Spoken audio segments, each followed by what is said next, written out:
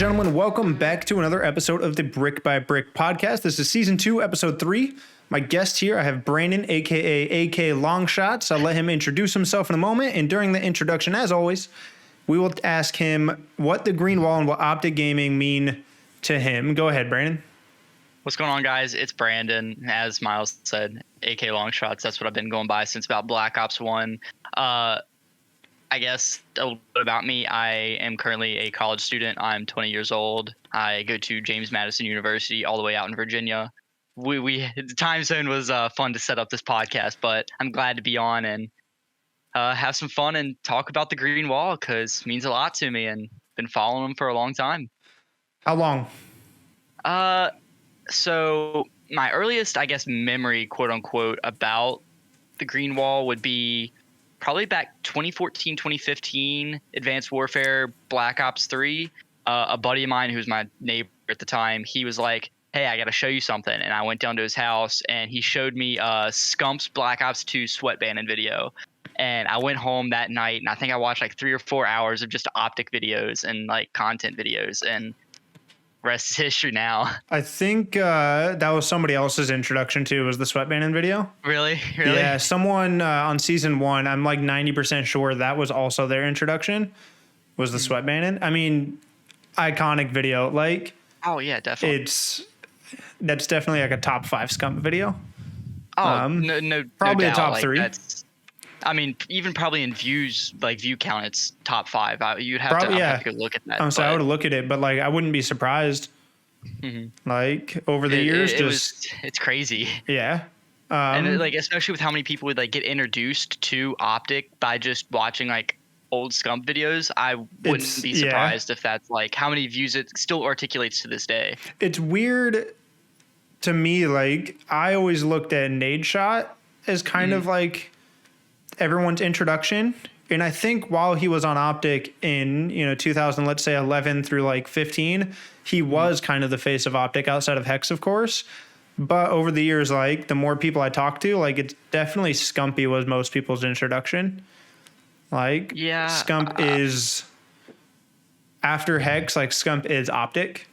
Oh, definitely. Like I think that I guess Scump being with how long he's been with the organization, I think that that's kind of solidified his place as the main face of OpTic. Whereas like Nadeshot eventually was left the beginning, and started 100 Thieves like now, and great success from him. But I think that like at the time, of course, when Nadeshot was in the org, he was definitely the face behind Hex, and then now, of course, it's Scump, and will probably continue to be Scump until.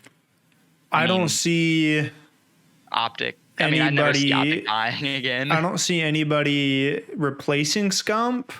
The next person that I personally would like to see rise up and become a face more so would be just drawing a blank now.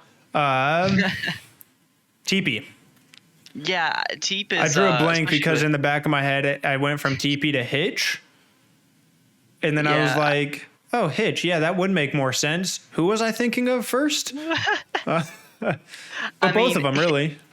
Yeah, like Hitch with him being like on the content perspective, I think that like, well, he was always behind like Vision and all the old OpTic videos because, I mean, that was his title. And then now, of course, he's like, what is it? The creative director, I think is the something full like title. that. Yeah, he's basically the creative director if that's not his title. And I think that that's like how Hitch's legacy will always be cemented is through the old like Vision episodes. I mean, that was a great series and people still watch it. You take Matt and Roger who are doing a phenomenal job and like the process has been amazing, but without Vision there is no process. Yeah. Like maybe it comes to fruition at some point because I think, Hex in some video or something a while back, like he mentioned how he basically had the idea of Vision years before it actually happened. And then Hitch came along and like also had the same idea. And that's kind of how it came to fruition. So it's like, I think we would have got some sort of documentary style series, but the storytelling of it, like the entire way that it's done, I think would be completely different if it weren't for those years of Hitch doing it.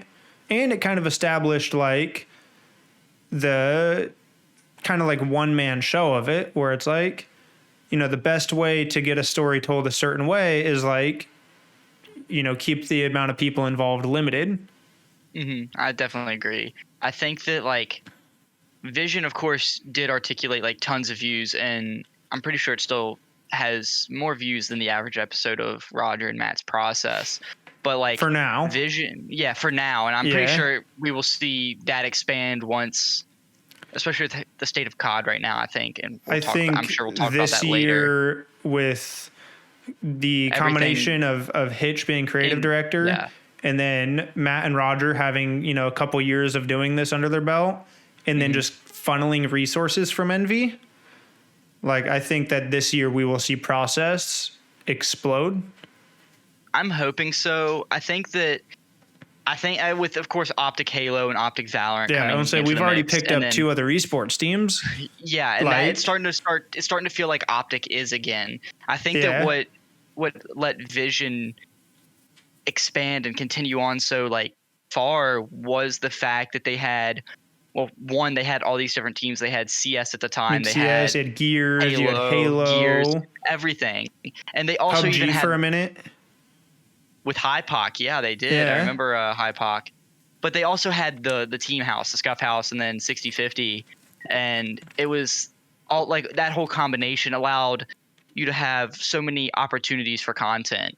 And even with like now we have 3 teams. We have OpTic Texas, the Halo team, and now the Valorant team that came from Envy.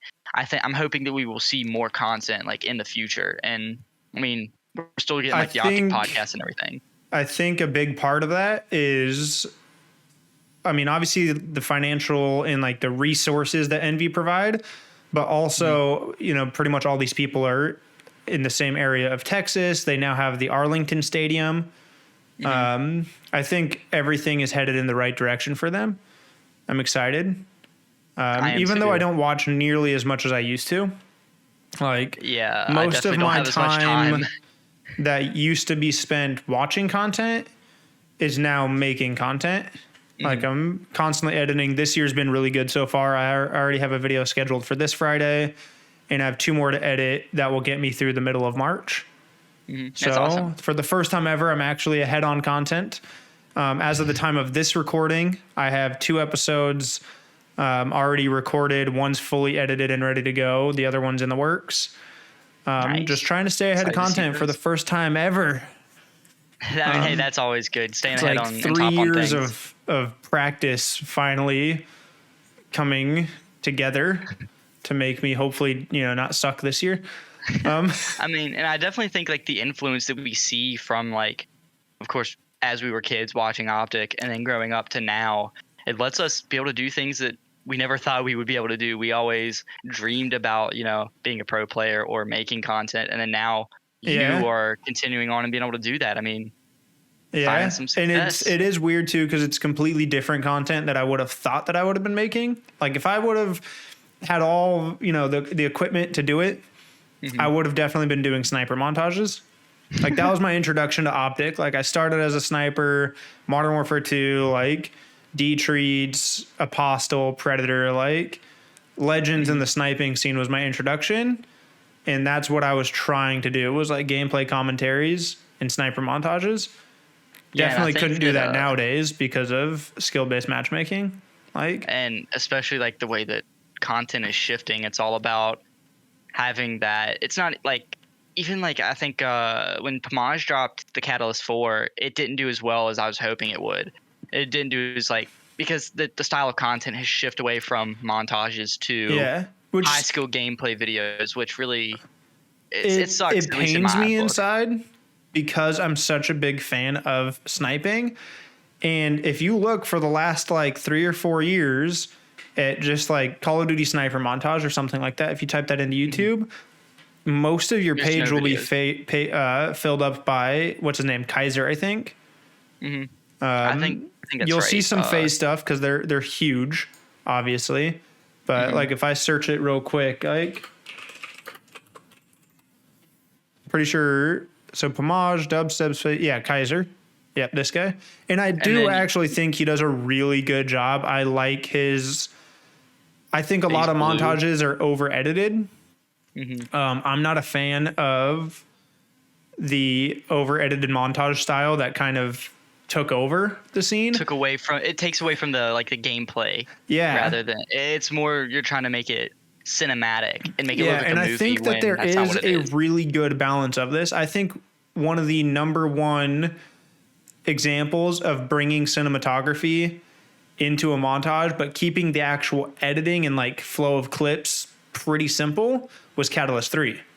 Yeah, TC3 was amazing. I remember laying in my bed when it Pomage was hyping it up and everything, and then he always watches it before he releases it and his reaction and stuff. It was TC3 was. I actually one of the videos that's in the works right now is my personal top 5 favorite montages of all time.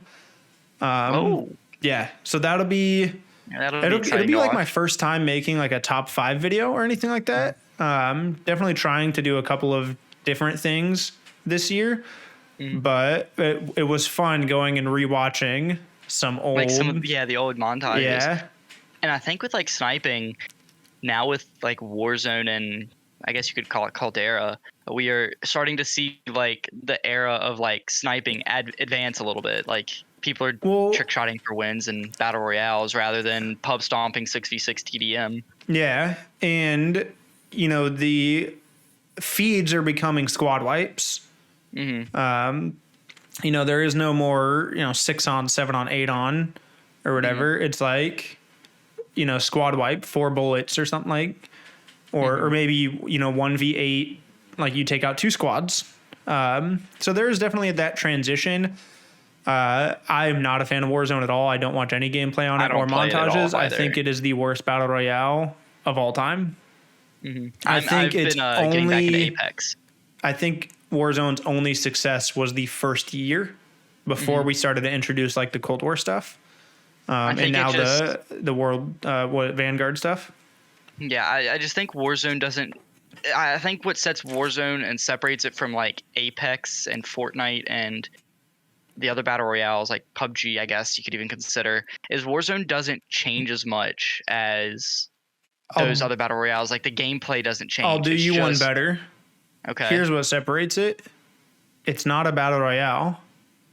A battle royale is basically, call it solo, duo, trio, quads, whatever. Mm-hmm. At the end of the day, it is you and up to 4 total people versus a shitload of other people. It's a giant free-for-all. And your job is to come out on top without dying. Sure. It's a one life game mode. Mm-hmm. Yes, we've seen it evolve a little bit. We've seen things like revives and stuff come up in Apex, and then Fortnite adopted it. But tell me why you're able to get rezzed as much as you are in Warzone. I think the Gulag. I think the Gulag is awesome. You have to earn your life back, and you get one opportunity to do it. I think that would even just be the way to do it, or even in Warzone, cut out the money system. All other forms of revive, for even me, self-revive.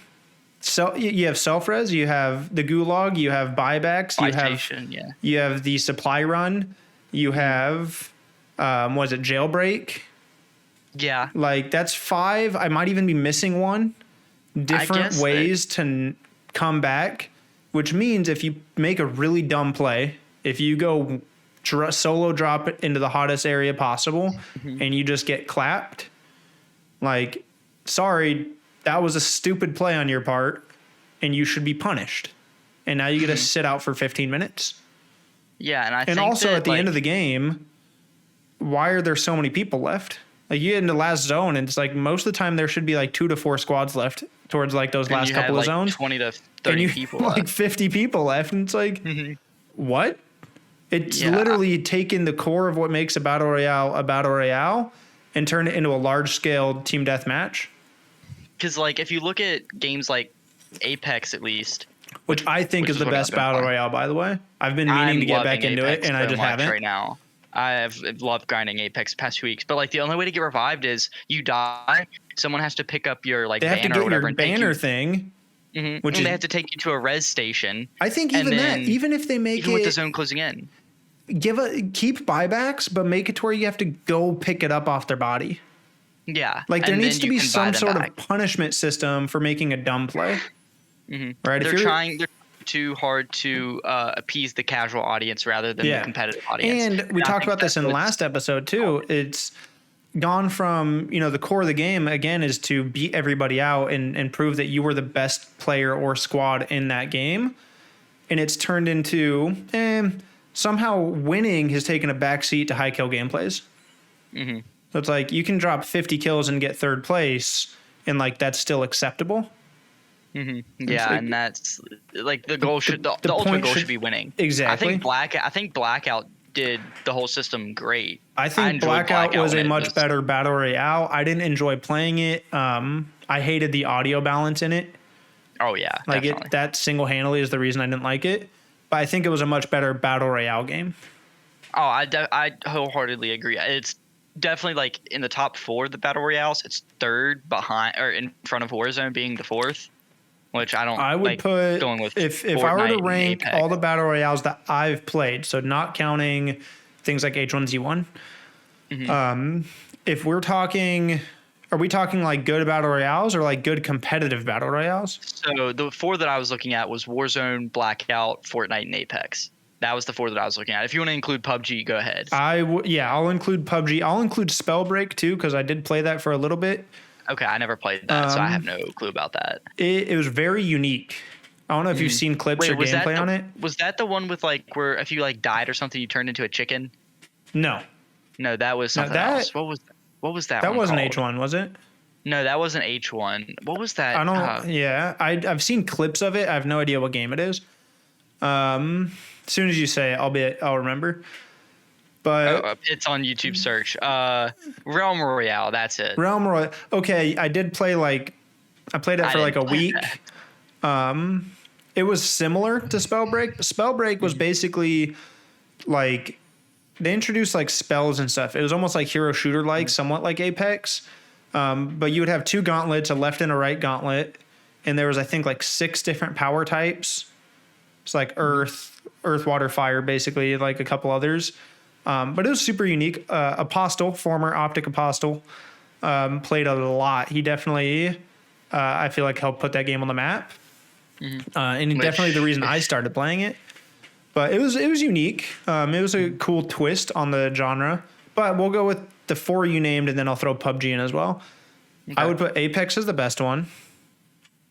Followed by, if we're talking like good battle royale, I'm going to go Apex, PUBG, Fortnite, Blackout, Warzone. Yeah, I definitely think PUBG gets the realistic aspect that I guess Warzone kind of gives. Warzone and Blackout kind of gave. Because, of course, Apex and Fortnite is a little more like cartoonish. Yeah, cartoony. And I think Apex or PUBG has that realistic type, but also has like the gameplay of Apex that people enjoy. Not like the sliding, but it feels like a good battle royale. It's just I think the game died out a lot quicker than people expected. I think what makes PUBG better than Fortnite, in my opinion, is it wasn't as RNG based. Mm-hmm. Like Fortnite with the different tiers of weapons. Mm-hmm. You like have to loot so much, and you basically have to push kills in Fortnite. Yeah, which is cool. Helps the pacing for sure. But like at the beginning of the game, there's a lot of luck involved between you getting like a gray pistol and someone getting like a gold shotgun or something. Yeah. And I think something Apex did really, really well, especially at the time that it came out when battle royales were kind of using the weapon rarity system. Instead of weapon rarity, attachment rarity. I think that helped a lot. And then on top of that, having a really small loot pool. Like there's really not that many guns in Apex. And all the attachments, for the most part, go on any gun. Mm-hmm. You have certain ones that are unique. Mm-hmm. Like the boosted loader or hammer point rounds. Yeah. Those were like those were just like weapon upgrades, kind of. Yeah, but like I think taking that approach helped to make the game really, really balanced. Like I think, did you play it when it first came out? Apex? Yeah. Yeah, I first played it on console, so it wasn't a PC. Yeah, I played it like day one when it came out because like it was making headlines. The skill gap was not there. Like it was all very even. I think that upon launch, and especially like a stealth launch, it's one of the most balanced games I've ever played at launch. Like, yes, there was definitely some stuff that was broken, just way less broken stuff than what most games have. Yeah, and I think the one thing about Apex that I really enjoyed, even though it was made by EA, it isn't pay to win, and it's a purely cosmetic, like. Mm-hmm. You don't need and you can unlock all the cosmetics. Like you get like the crafting medals through your packs, and then you can buy whatever you want. Which that's something I think if you look at, the evolution of basically pay to win, like I feel like it started off in supply drops and eventually, turned into essentially like battle passes and, an in-game store type thing. Mm-hmm. But I think with Call of Duty, you went Advanced Warfare, Black Ops 3, Infinite Warfare. By the time we got to IW, yes, it was supply drops, but you could craft any of the guns in the supply drops. Mm-hmm. You just had to grind the game hard enough, and you could craft the best gun instead of being entirely luck-based. Because I remember in Infinite Warfare, there was the main gun, of course, in Infinite Warfare was the K-bar. And the K-bar were the two, I think it was like the really Chaos variant or something. Yeah, so like at least with the K-bar, I remember there was the gold weapon variant was increased headshot damage. Yes. And if you got it, you would like 2 or 3 bullet people in Infinite Warfare. Yeah. And I grinded the game, I think, for like a week or 2 straight, getting enough like points to just craft unlock it. that. Yeah. And then after that, I was like, this isn't competitive. I'm a competitive gamer at heart. And I just put on the regular variant and was still pooing on kids. So it was fun. But like I think that I think that we evolved the system really well. Mm-hmm. Advanced Warfare, obviously the worst supply drop system, like the Inferno and what was the other battle? I wouldn't be able to tell you. I never really played AW. That was because the Obsidian Steed and the Inferno, those were the two like god tier BAL variants, but they were entirely luck based. And it's like if you died to that and you didn't have it unlocked, you were just like, what can you do? It's like like that gun was basically like imagine like the K-bar, right, with the headshot thing, like just god tier, and then the Speakeasy ASM-1. Oh, I remember hearing about the Speakeasy ASM-1. That was another one that was like very powerful one. Yeah. And then of course with like, go ahead. With Black Ops 3, of course you could earn like the cryptocurrencies. I bet it was basically what it was, and you could use those to NFTs? unlock. Well, I'm not an NFT guy, so, but like you could earn like it was like 10 for a common crate and like 30 for a rare crate. I think so. I didn't play BO3 that much. I remember I played a lot more BO3 than I did AW. I never bought AW, so I can't BO3 was the jetpacking one that I played the least, which sucks because everybody loves it. See, I really enjoyed Black Ops 3, but hot take. Infinite Warfare was my favorite game out of the 3 jetpacks. I think IW is hands down the best jetpack game. People hate on it for a pub standpoint, but competitive? I don't know why they hate on it on a pub standpoint. I thought it was really enjoyable. And I'm not just saying that because OpTic won champs in Infinite Warfare. I'm saying that because I personally... I think it's a pretty undisputed... Like, it was the best competitive jetpack game. Oh, definitely. I totally agree. I personally loved pubs in it as well. Like, I loved IW. I think I remember, like, that was the game that I was kind of nasty at it. Yeah, I was really nasty. I think that's the game where I had, like, my kill record. Like, I know that I had, like, a 2.2 KD in that game compared to Black Ops 1 when I first started playing Call of Duty. I was at, like, a 0.75. So, see, I really saw the growth. When I think back to, like, Modern Warfare 2, right, my first COD, I don't think I was ever bad at COD. That being said, I did camp a lot. I'm not an aggressive player by nature. And so like I think that helped my KD not suffer as bad. And then by the time I, learned how to play the game, like then I could play aggressive and do okay because I knew how to play the game. Okay, Mr. Team Tactical World Record holder. Hey, man. The Guinness Book of World Records denied me They basically Really? said, like, essentially this shit's too old and we're not just going to make up a new record so you can have it, is basically what they said. But I did submit for it just so that in case they accepted it, I could say that I'm a Guinness World Record holder. That would have been cool, though. But Look it dude, up on like, YouTube. You will not find a higher remember kill watching gameplay in Modern Warfare 2 unless it's using hacks, or if you do find one that's a higher kill gameplay, it's they're not in probably Team using Tactical. models. Oh, it wasn't? Yeah. Like What mine did is you in end- 4v4. Yeah, what did you end up getting again? I can't remember off the 200. top of my head. Oh, yeah, it was 200 kill You're gameplay, frying. 23 deaths. And my buddy joined late in the overtime round or in the second round. And I think it was like he'd only was in the game for like 2 minutes or something and he died like 30 times.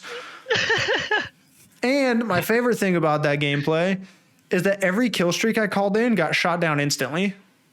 Really? Like of those 200 kills, like 100 and probably 60 to 180 of them are gun kills.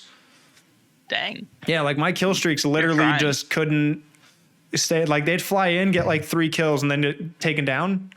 Harriers, fine AC 130s. Like the other team was like, not today. You're gonna earn your kills. What map was it on again? Was It was Rust, Demolition, Team Tactical. Oh my goodness. We did pump dude. it too. We wrecked them the first round, and that's when I saw like I don't remember how many kills I had at the end of the first game, but like it was a lot, like probably 70 plus. And I was like, guys, we need to I'm extend about to drop this. a bomb. And so we let them win the second round to force the third, knowing that we would fry them anyways. It's like, and there was 3 of us partied up. It's like we definitely kind of worked That's the system insane. a little bit to earn it. But still, 200 I kills is didn't 200 kills. ask anybody to like not kill people. All I asked was, hey, let them win this round. Like I just want to see what I can do. I mean, hey, And I mean, at and least listen, at least your I friends let got you. I got multiple like 80 plus kill gameplays. All right, Black Ops 2 grinding for diamond camo. I have I think it's like an 86 kill gameplay with the Executioner little shotgun pistol. It was like it was basically the revolver of the game, right? It was, yeah, except it had no range. Oh yeah, I remember. It that was gun. That terrible. was terrible. It Yeah, was getting it to awful. diamond. The thing I miss about grinding for camos, which I haven't done, the last game I grinded for camos was Black Ops 4, which is weird because I didn't actually enjoy Black Ops 4 that much. Like it was fun enough for me to keep playing it and nothing else was good at the time. But like I definitely wasn't addicted to it like I had been in previous CODs. But the thing I miss about grinding camos is learning how to be efficient with every gun. Like being able to Same. take the worst gun in the game and just know how to use it. Like the PM9 in Modern Warfare 3. Like What gun was that again? I can't. It's been so it long since I basically played looked like a MW3. mini Uzi, but smaller. Oh. Okay. And it was yeah, I remember terrible. now. And like I learned how to use the gun well. And by doing that, I'd also make stupid gun combinations. Like I had one on, I think it was Domination on Arcadin or Arcadin, whatever you want to call it, where I Yeah. used that gun. It was basically a mini Uzi, and I threw a thermal and a silencer on it because I was like, let's see what I Why can do. not? And like I was one kill Shows off of a Moab. Like Dude, I miss I that. I miss remember- being able to just play games, have fun, and like good challenge. Like Modern Warfare. How long has Modern Warfare been out now? 2 years? Are you, Modern Warfare 2019. 2019? 2019. 2 years now? Like pushing 2.5? Yeah, it'll be about 2.5 in like. I June. still don't have a single gold gun in that game. I think the last game I grinded gold guns was probably Infinite Warfare. I just what was after Infinite? It was World War IW. II. I didn't I never grind. played it. I never didn't played it grind World War II. camos. World War II, I got diamond on the snipers, but that was it. I played like maybe a month and a half of World War But II Modern and realized it was Warfare- terrible. Has been out for 2.5 years almost. As No by the gold by the guns. time this episode actually gets published, it'll actually be a lot closer to that 2.5 year mark. I don't have a single gold gun because I refuse to do things like mount my gun. Like Yeah, I'm not going to like- change the way I play Yeah, to like, get a camo. the- Like the camos need challenges to back in happen Black Ops 4 were so naturally. easy. Mm-hmm. Not even like easy, just like natural. Like I mean, Modern Warfare 2 is too like it was just headshots. Yeah. That's like it required what I think 500 headshots to get fall camo. which is a decent amount. so. Like, if you would have, I miss like bloodthirsties and merciless kills. Like you used to have to do like what was it, like 50 merciless kills to get gold in like Black Ops 2 as well, I think so, or something along yeah, those I think lines. you had to get. Was merciless 10 or 15? Merciless is 10 because okay, I don't think it required 15. It's bloodthirsty, merciless, ruthless. Ruthless is 15. That's Ruthless right. is 15. Then there was Relentless like is relentless, 20. and then there was nuclear or something. And then I forgot think what there's 25 is. I think it's like almost like a brutality or something like that. Yeah, brutality is 25. And then you get your nuclear at 30. Mm-hmm. But I don't know. I miss challenges that just made sense. I miss challenges that actually like basically forced you not necessarily to play the game different, but to use different things. Like in Modern Warfare 2, in order to earn the heartbeat sensor, you had to get, I think it was like 15 or 20 kills with the silencer. Mm-hmm. So it's like if you wanted the heartbeat sensor, after that mission in the campaign. Yeah, after Cliffhanger. So great mission. Yeah, it's all like as much as I love MW2 and I know most things there are to know about that game. Mm-hmm. I don't know mission names, but that one I do. Mm-hmm. But like you didn't have to play the game differently, but it forced you to experiment with different attachments. Mm-hmm. You know, if you wanted the benefits of a pro perk, like it forced you to use perks, different attachments. And like perks it's not forcing you to get 20 kills through smoke and then have a really broken smoke hitbox. Like I think what game was that? That was either Modern Warfare or Cold War. One of them, like you had to get kills through smoke, but what registered as in smoke was horrible. Yeah, because the smokes were broken in Modern Warfare 2019. Or no, it was Cold War where they Cold War they were broken because they would smoke out the whole map. Yeah, it was like they used like the CS:GO style smoke in Modern Warfare Cold War. But I don't know. I just miss much simpler CODs.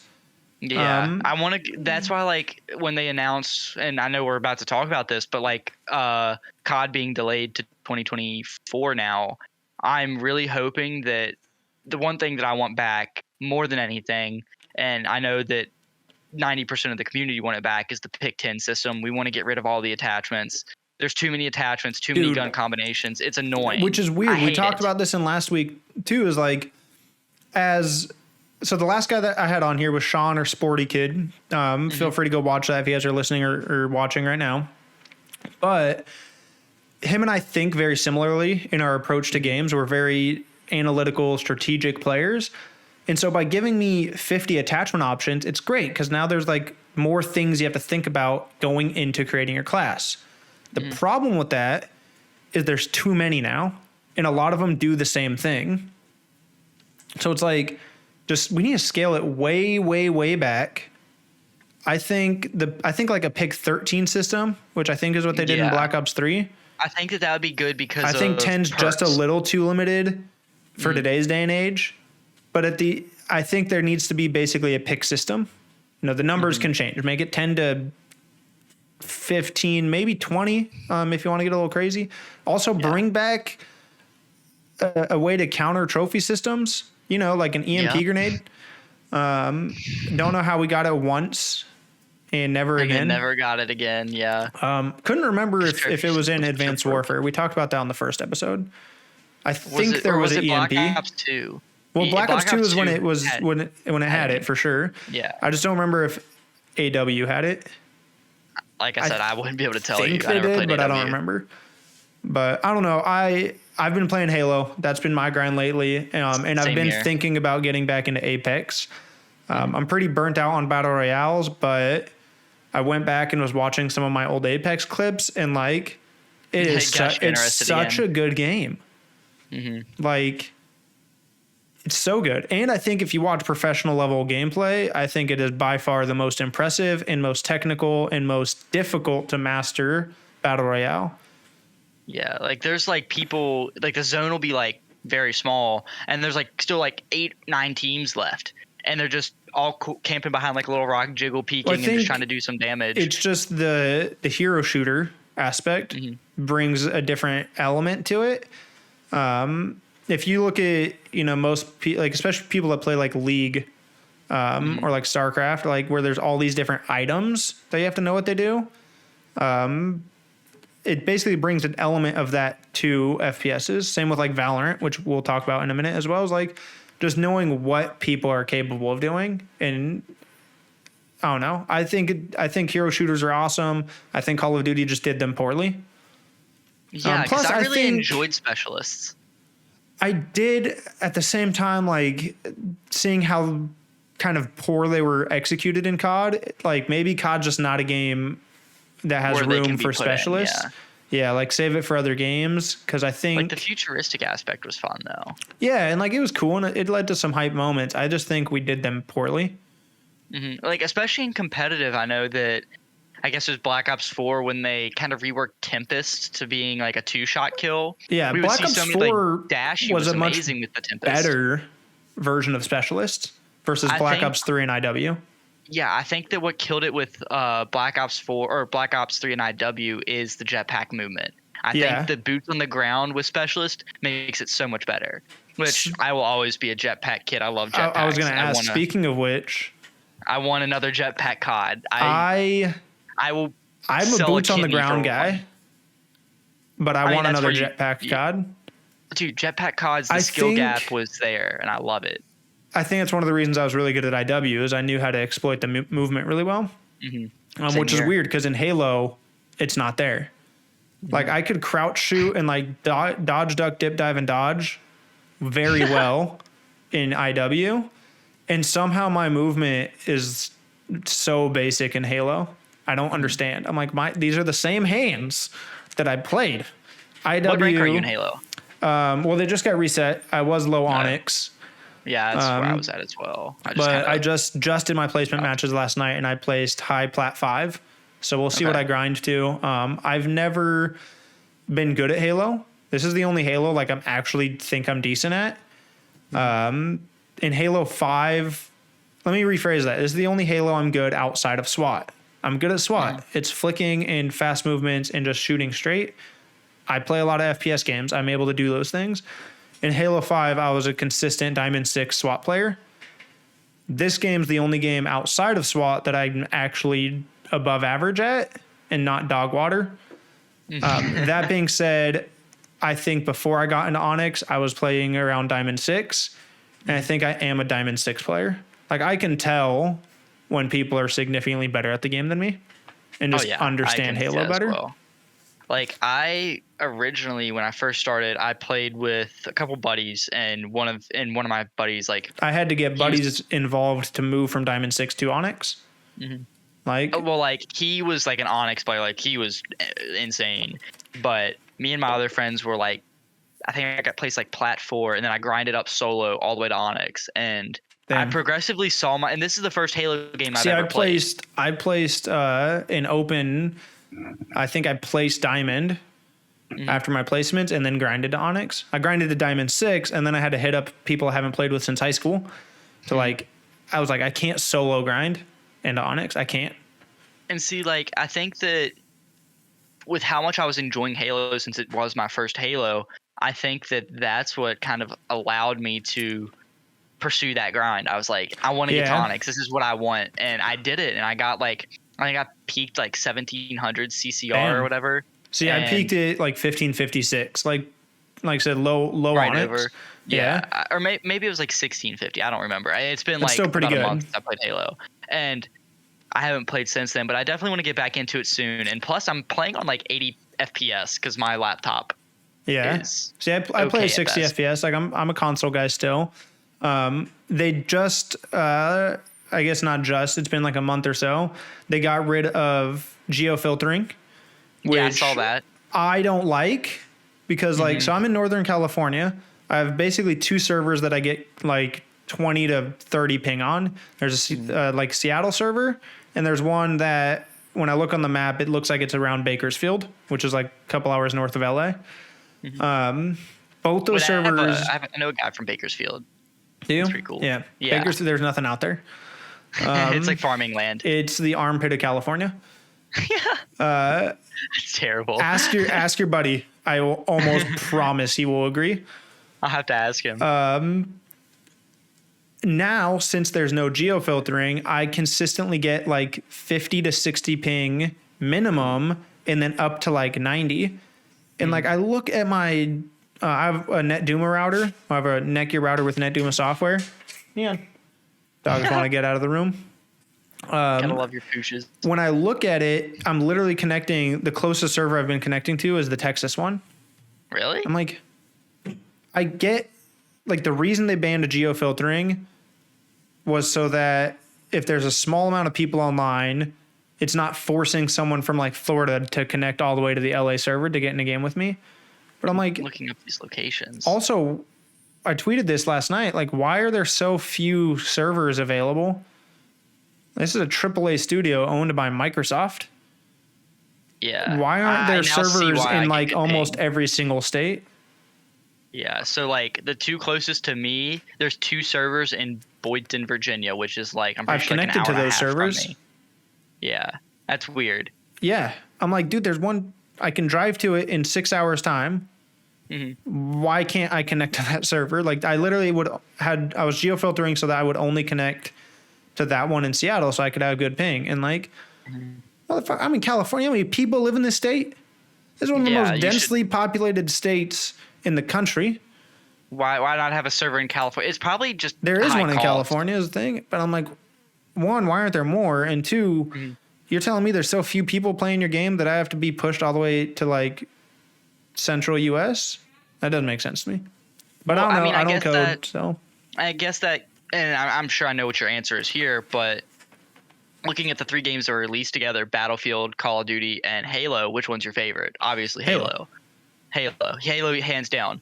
Like, I know that with me, Battlefield has gotten mad. I don't think it's bad.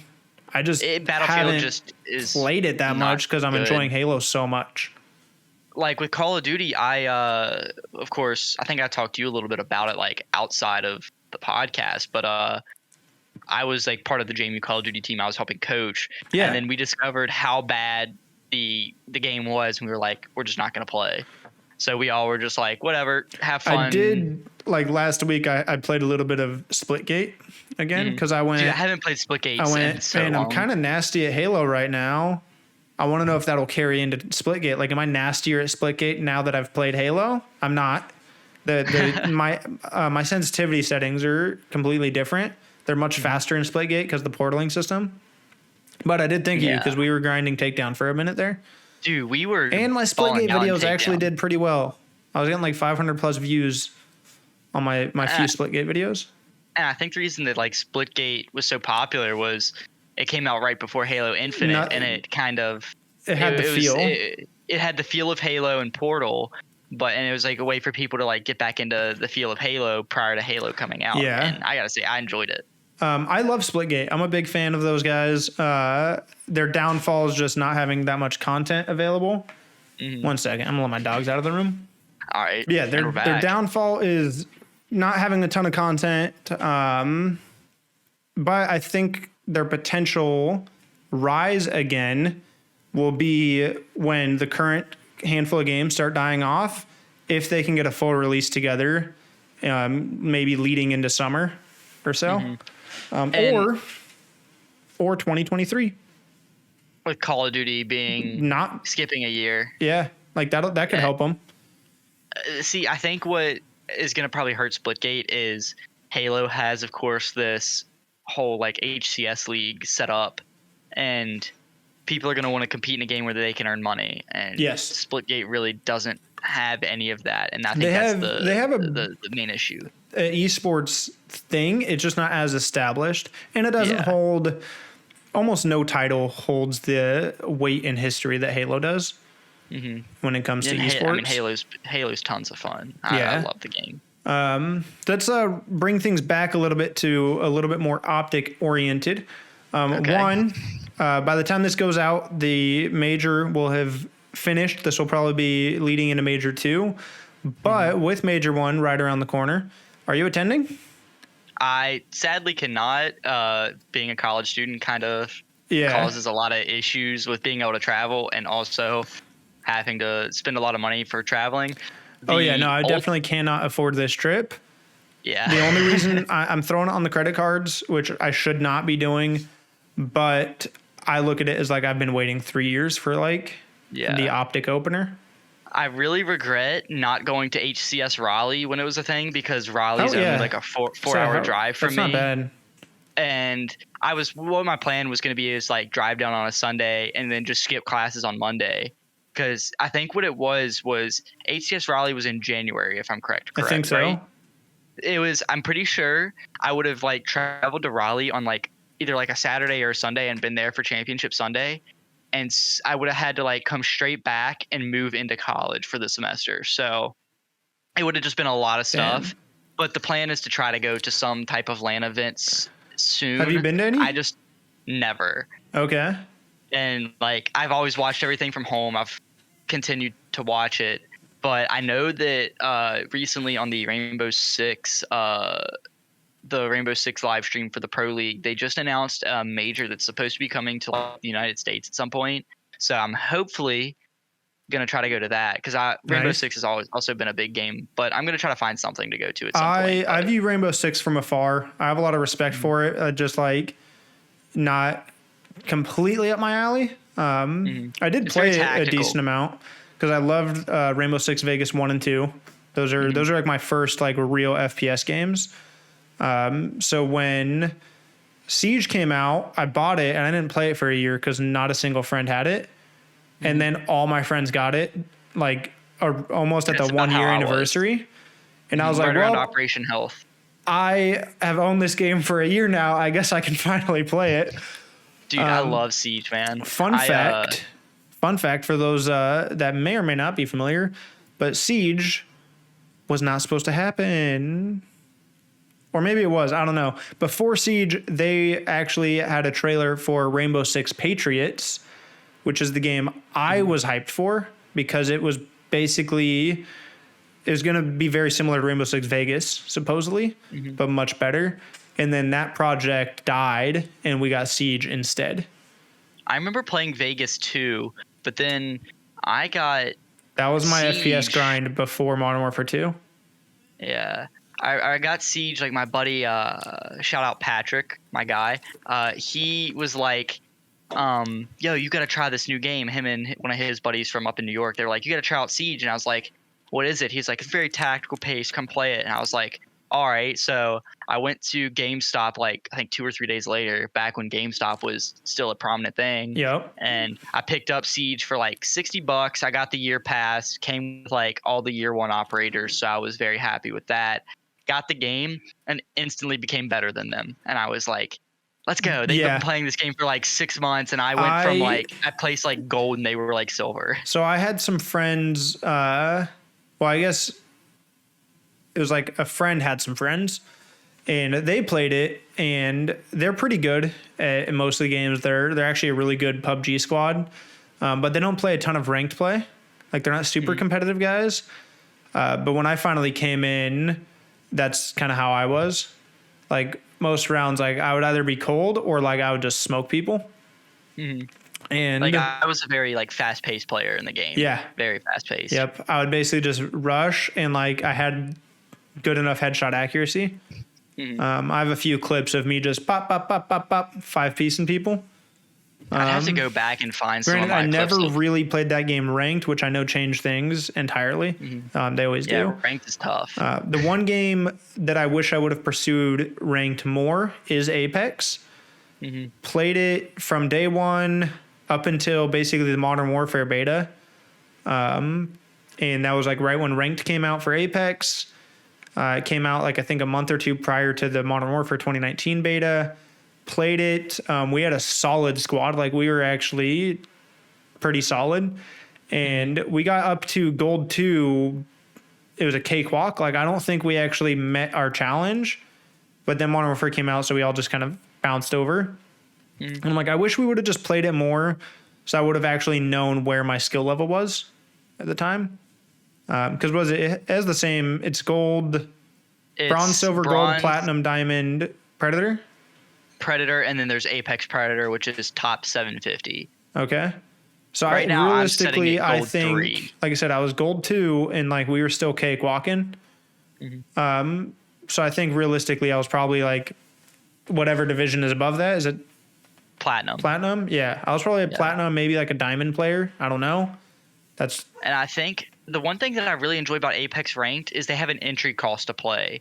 So like for bronze, there's no entry cost because they want you to get to silver so that they can like filter the players better. But like gold is like you lose like 24 points just entering the game. So like it makes you think about how you want to play so that you earn RR. And I love that. And that's a really good approach. Like I got back into Apex at the end of season 10, and in like a week I got up to like silver 1. So I was like right on that gold border, and then now I'm pushing gold and about to push through gold into plat. So I think I'm finally starting to find my groove, and this is like the first time I played Apex on mouse and keys. The main ones that I play currently are Bloodhound, Octane, and then Ash. Okay. I was a Pathfinder. I was a Mirage main until he was broke in season 1. Octane came out. And then I became a Pathfinder and Octane main, just that fast movement. Like I'm a mobility guy. So I am literally the opposite of a tank. I can't tank in any game ever. Can't do it, won't do it. If you need a tank, I'm not your guy. Don't ask me either. I would not do that. That being said, I'm also typically not a super aggressive player. Like if you're talking,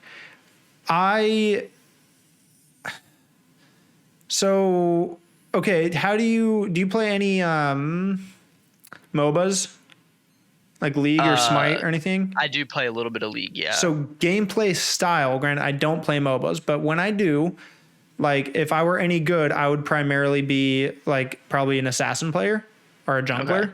So like Akali and Katarina and stuff like that. I don't play League. I've played Smite. Okay, I did, but I never really played Smite. Gameplay's the same. League is just far leveled up. There's far more champions and items. But it basically works like I like the ability that you get from mobile players to basically get in and get out. Like I can poke in, I can do some damage, I can get out. I can also play really slow and then rotate really fast if I have to. So I don't use them to get right in your face like a lot of like a traditional like SMG player would be. Like, I don't know. It works though. Yeah, like I know with Octane, I really enjoy his like movement capabilities that he has. Like, of course, he has his stem, run faster, and then you jump pad, like fly around. And I like going in on people, but I think I like being able to literally basically just poke people. Yeah, I think that the problem with like, at least when I like solo queue Apex, other players just don't go in. Like the only way you rank up, like people are trying to play for wins too much. Like you don't rank up unless you also get kills. So like I'm people going are playing into too fight. passive. Yeah, like I'm going into fights, I'm knocking people's shields off left and right, and then I fall, and then my teammates just here they come like 15 seconds later. Yeah, you just don't have any of the support. I don't get any support, and then I die, and then my teammates somehow get wiped, and then I lose points. Well, and I'm like, that's why I had to recruit people into Halo. Because like I was playing like high diamond 6 lobbies, and that's exactly what was happening to me. It's like I feel like I was making smart decisions. I've realized over the years that my favorite part of games is learning them. Once I feel like I've learned a game, I do tend to get bored very quickly. But I'm in that point in Halo right now where like Halo's the first game in years where I've really focused on dialing my settings and like making sure my shot is really good. Crisp. Yeah. And I'm like, okay, like that's how I can tell I'm really enjoying a game is when I'm putting in the extra effort, when I'm spending time shooting bots, when I'm, thinking about situations. Okay, well, what could I have done differently here? Like, okay, next time I'm in this situation, like obviously I did something wrong because I died. Like, how can I play that better? So I feel like I was improving. And then I feel like my teammates were just like la-di-da chasing butterflies. So I'm like, okay, I need to get some teammates in here that can actually care and like can actually think and communicate too. Like I pride myself in my comms heavily. It's literally my favorite feature when I'm playing ranked games is like, even if I do shit the bed, I will call out everything to a T. Like if I'm doing bad, I'll take a backseat. I'll just be a call out guy. Like, and I think that's like, even with like Valorant, like with me, like playing that, it might not have the best like gun skill aim because I really suck at the tap firing. But like I use my abilities. I try to like help the team. I'm more of like a controller player, so I've been playing like smokes support basically. And even though like my teammates will go in and get kills, and then I'll just support so we can get bomb down and try to win. But I haven't really played Valorant like heavily in the past. I'd say like 3 weeks. The only time 4 I weeks. played it heavily was in beta, and then I moved to Hawaii. I had like terrible internet. Like I was waiting on You my moved stuff. to Hawaii? Yeah. I did not know I don't that. live there anymore. I only lived there for like 3 weeks. It was a quick turnaround. But I was playing Valorant a ton in beta. My biggest takeaway from the beta, besides it being super fun, is that they were playing on I think like 128 tick servers, tick rate servers in beta. And we in COD that year, I think we're playing on like 20 tick rate servers. Yeah. And I'm like, how do we have a AAA game at 20 tick and like this rate. beta is at 128? Like it was ridiculous. But I do like Valorant. I enjoy the game itself. I'm just not good at it, which is why I don't play it a lot. Yeah. I think that's like kind of what discourages me from like playing League and Valorant. 'Cause, like I love Riot. They're a great company. I can't get the skill gap in League. Like I've used like 1 or 2 champions that I'm comfortable with, but I just can't find people to play with because League is so toxic, and I just can't take that environment. And like then I shift to Valorant, and you're starting to see that side of the community come through. It's like the toxic, like, oh, why didn't you get this kill? Why didn't you do this? And I'm like, dude, bro, because I'm not good. Like I'm trying to get better. Like I'm not there yet. I'm trying to get better. I'm trying to have fun. I'm not some pro player. I'm not tens. I can't just kill him, turn around and kill this guy. I just have to do like I'm having fun. I'm playing games because that's what I enjoy. Yeah, it's not like that's why I love watching pro play, because I try to improve from that. Yeah, and that's the other thing. Like with Halo is like I find myself actually I haven't watched streams in years. Like I'll watch COD tournaments if I can, which I almost never can because I'm always working. The last time I would watch streams to like learn games and get better at them was Fortnite. Apex, not so much. I feel like I caught on quickly enough that like I was just kind of naturally improving. I feel like I didn't need a lot of outside sources to help me. But Halo, I'm watching streams. I'm watching tip videos. I'm watching, I watched like a 20-minute video on skill jumps just to learn different ways to navigate the map. Yeah. I remember seeing like Lucid and all them always doing that in Halo, like how you'd slide off of a box and just you could get from like on live fire, you could get from like C tower all the way to camo overshield spawn. Oh, and, like, you can just like drop slide. Like see, drop slides I still haven't mastered. That's crazy. Skill jumps, I'm getting there, but like I don't know. It's been an absolute blast. Let me hit you with a couple questions real quick. I know we're gonna try to wrap this up soon.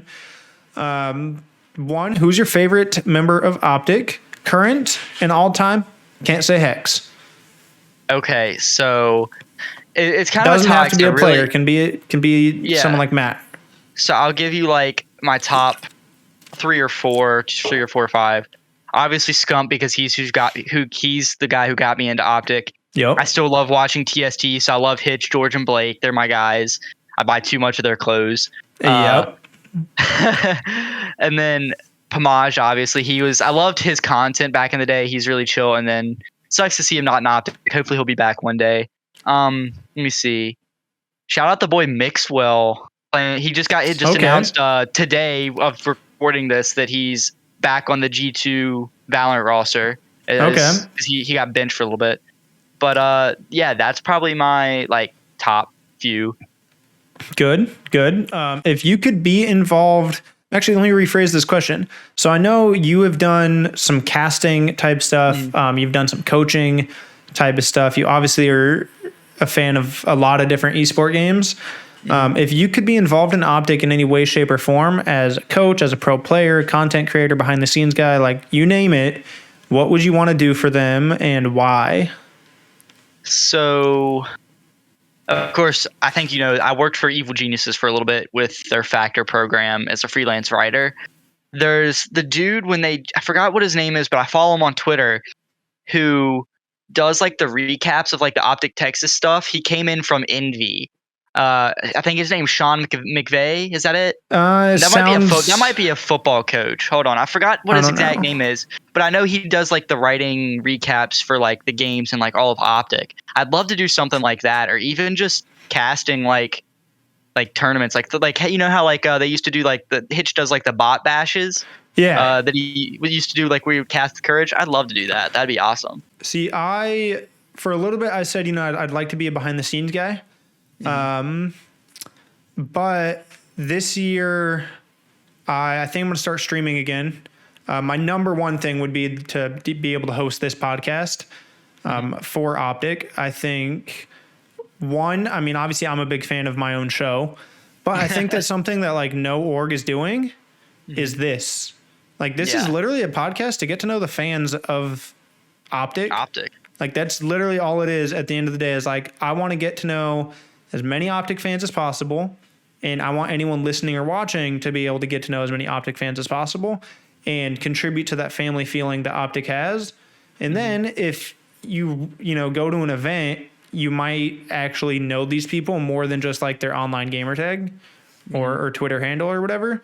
So I think that's like the number one thing is like if there was a podcast presented by OpTic that was completely about the fans, I think that would be awesome. Did you ever get reach out to Hex? Because I know he commented about you talking to him at OpTic Major 1. Did he ever like talk back to you yet? Or he said done. Yeah. Like so I am going. I just booked all my stuff yesterday actually.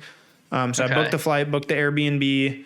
Now it's just a matter of either hitting him up or like finding him.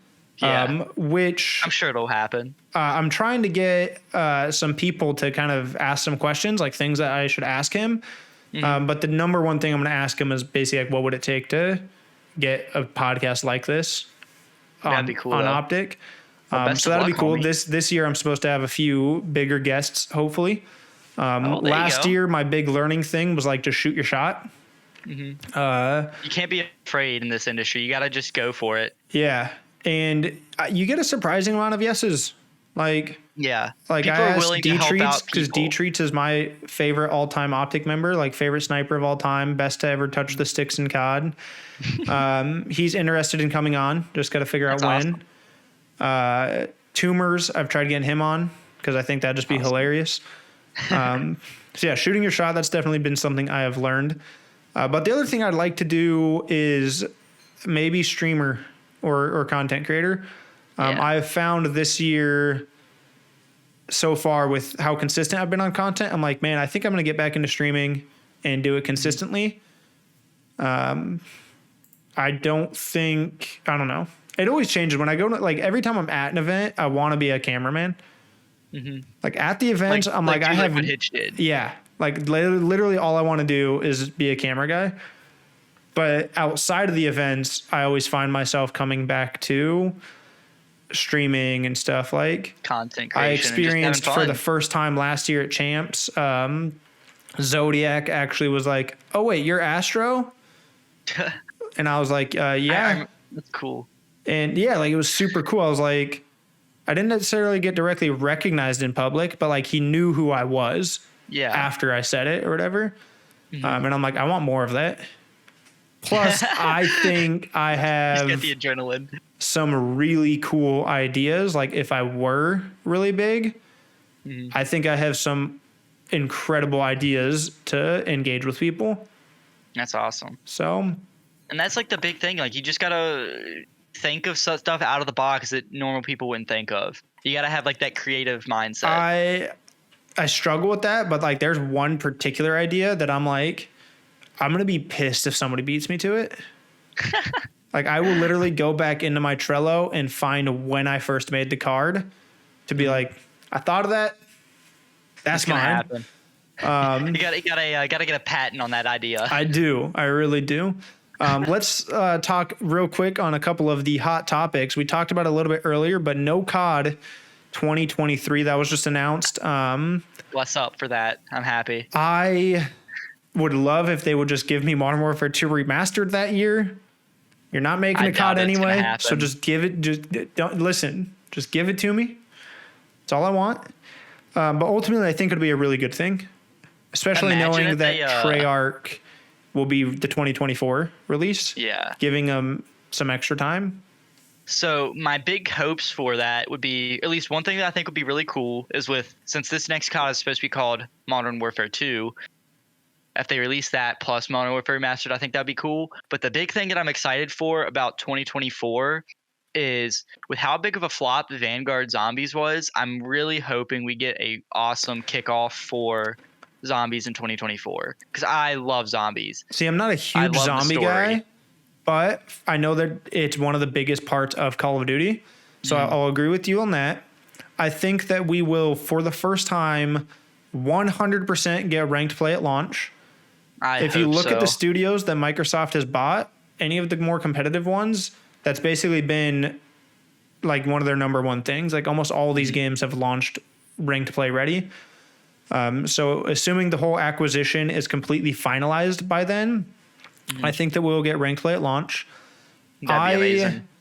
Would like to see them, if they do a ranked play, like take skill based out of pubs or keep it, very minimal. Like I don't think it should be completely random, but like, can we bring back connection optimized matchmaking?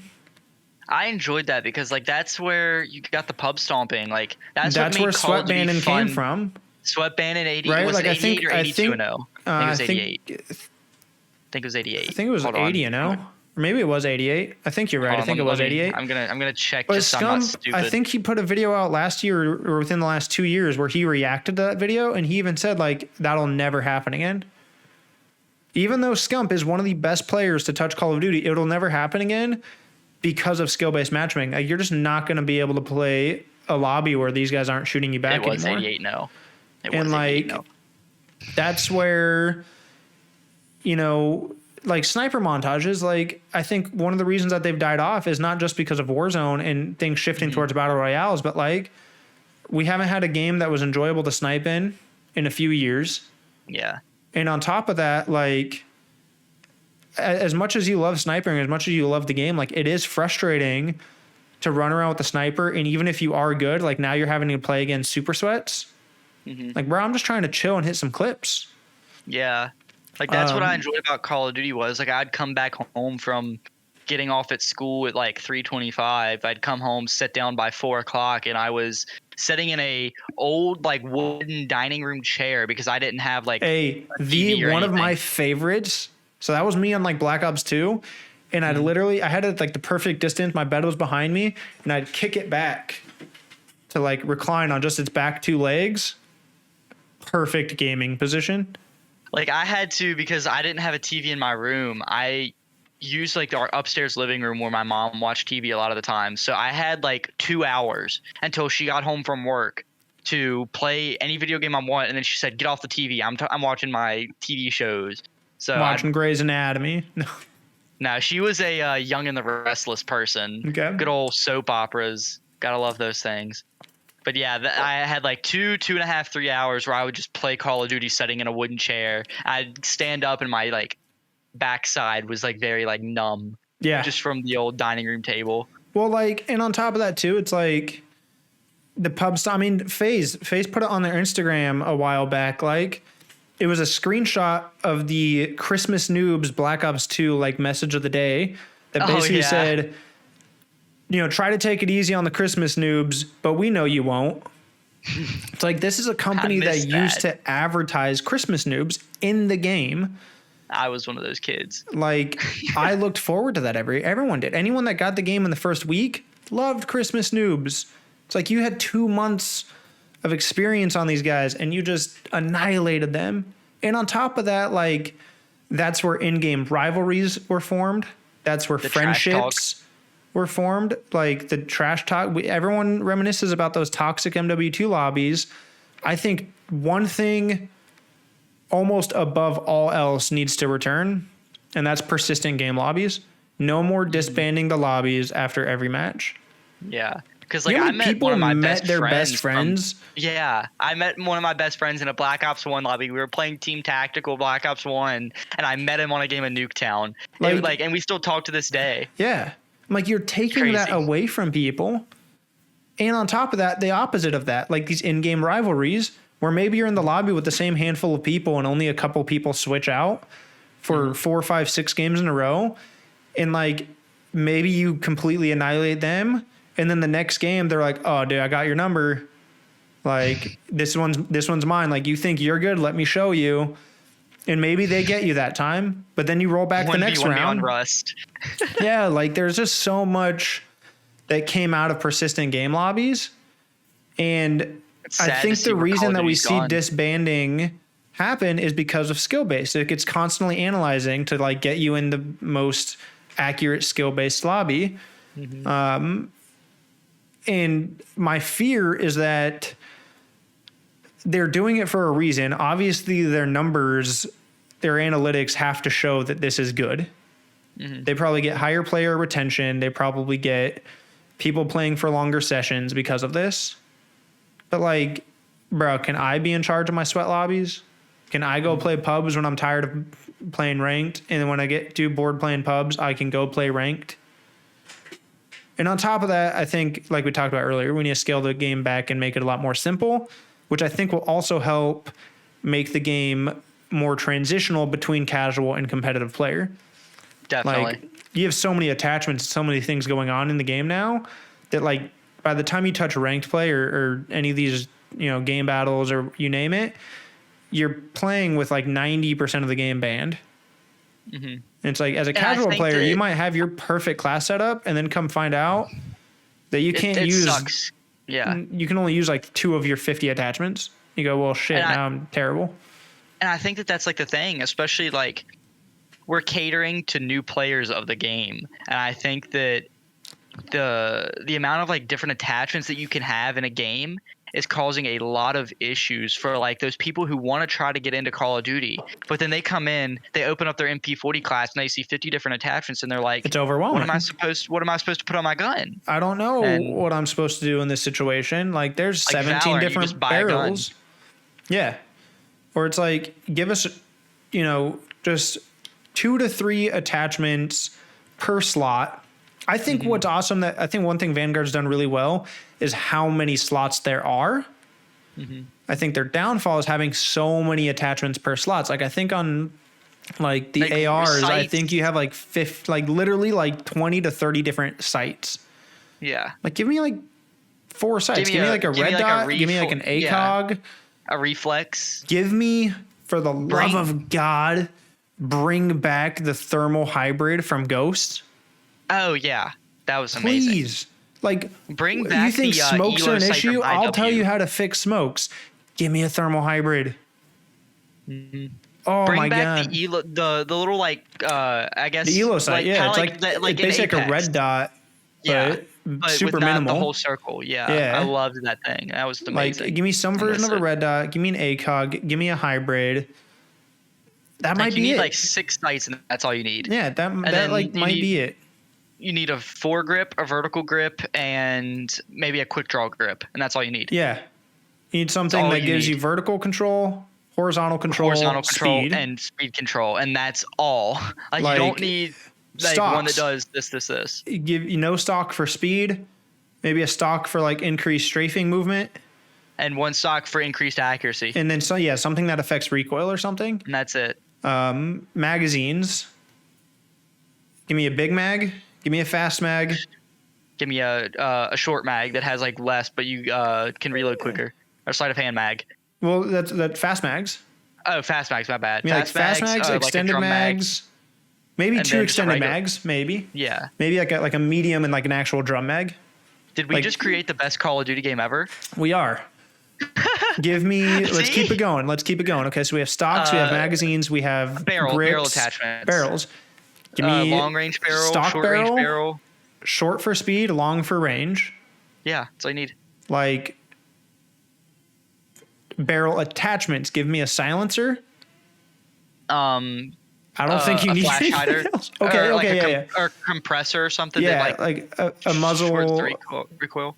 Yeah, give me like what else is there? A muzzle. Muzzle brake, flash hider, silencer. Yeah, just go to the Rainbow Six attachments. That's all you need. Give me, for like on gun attachment. Give me like a laser. Give me a heartbeat sensor. Heartbeat sensor. I was about to say that. Give me. What else could you do? Maybe laser. A flashlight. I think something Modern Warfare 2019 did, like, introduced, and then somehow, like, it's almost like it was never in the game, was night maps.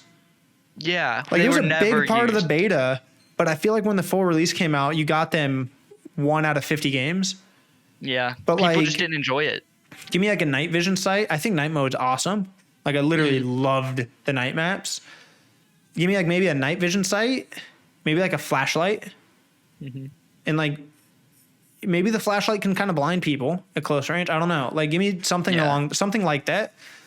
I think that you're getting a little too realistic in here for Call of Duty, but I mean, I think that's still cool, though. I think that could be a way to like still keep some of that without going over the top. Yeah, I totally agree. Only a couple of slots, couple attachments to give you some more realistic, different feature, like the heartbeat sensor. Like, realistically, almost no one's going to use it, but like, it's there for your casual players and your slower campers. Like, it's there for people who want to have that the nostalgic feel of MW2, or your newer players that just like need a little bit of help knowing where people are, and of course counteract it with some sort of perk, like Ninja, or Ghost. Or that's the other thing that I have mixed feelings on is, can we put Ninja back into perk 3 instead of having it in perk 1 with Fortified that's the other thing I was going to mention is like the perk layout. The perk layout is weird because like it's like in Modern Warfare 2 you had Cold Blooded Pro and Ninja Pro, and that literally covered every base when it came to like stealth, silence your footsteps, hid you from heartbeat sensors, hid you from the minimap, spy planes, hid you from kill streaks, kept your name in crosshairs from like turning red or whatever when people aim on you. And you saw even in Black Ops 1 just the following year, they split that up a little bit. You had Cold-Blooded, Ghost, and Ninja. Yeah. So you had one for kill streaks, one for footsteps and heartbeat, and like one for like UAVs. Like, UAVs were different than kill streaks, basically, which I don't disagree with, but I kind of do. I miss being able to make a stealth class and still have room for something else. Like Marathon, Cold-Blooded Pro, Ninja. Like, now I had this really fast, mobile, completely stealthy class. And now it's like somehow you've made it to where you can't carry. If you wanted a complete stealth class, you have to use like 2 wild cards because they're all like, stealth has become a perk category almost. Yeah, and didn't they just, are wild cards even in Vanguard? It's been so long since I played. I don't think that we have wild cards, which you can't put, because like I know I was watching I think it was a Scump streaming or something ranked play last night, and he got like stunned, and he was like, I'm taking off Ninja to put on tac jacket or whatever it was. So it's like, I think that the approach to perks needs to be changed. Like, I don't disagree with, do we introduce a 4th perk slot? No, it's still only been 3. No, but do we? I don't think it's the worst idea. I wouldn't mind it. I'm trying to think, like, somehow we've kept it so closed off to these 3 perks. But like, and we've seen the categories. Like, you basically have like a stealth category. You have one that's like a resistance category where like tac mask and like flak jag, and we have movement. Did we introduce like a 4th one for like as its own category, or is it like lethality or something almost like that? Its own wild card? Like, without using a wild card, you can basically just pick a second of. Yeah, I don't know. I think that would be cool. Something. I think that'd be cool. We're on to something. There's our clickbait title. We create the best Call of Duty game. Oh, I already, yeah. As soon as you said it, I literally was like, yeah, this is its own video. But then secondaries, I think that would work perfect. I love shotguns as secondaries. And here's why. Nope. Shotguns can't be primaries because no one uses them. I mean, that is also true. Like, the only way that people use shotguns as secondaries is if you make them broken. I think that if you make them secondaries, put them as a secondary, but not make them broken. Yeah. If you do that, like, the only reason we see like people don't want shotguns as secondaries because we only know them as being crazy broken.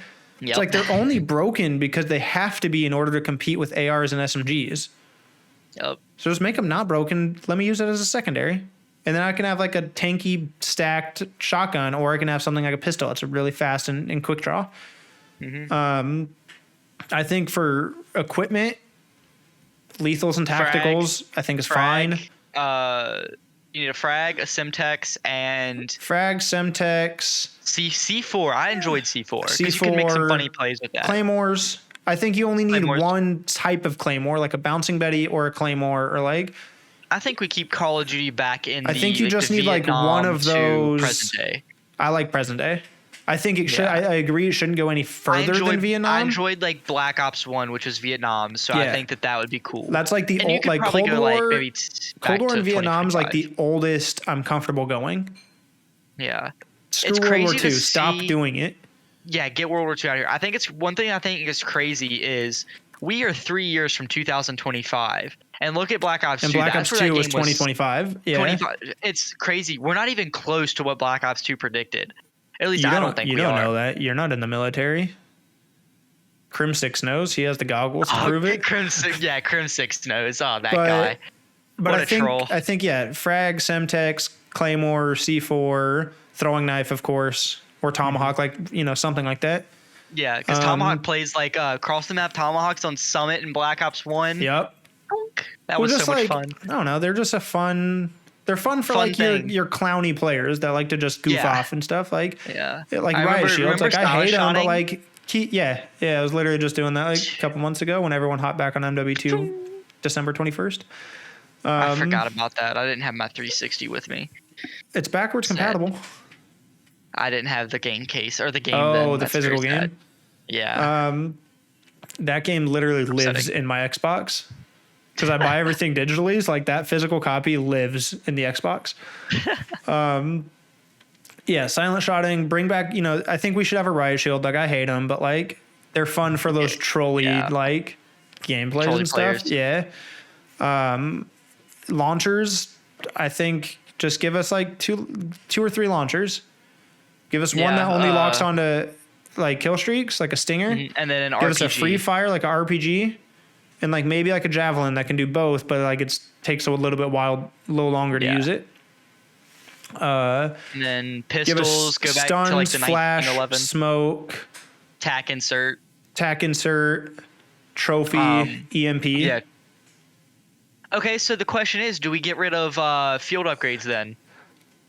Like Dead Silence and Trophy System like they did in MW2019. So just like Specialist, like the idea of it, I don't think they've been done well yet.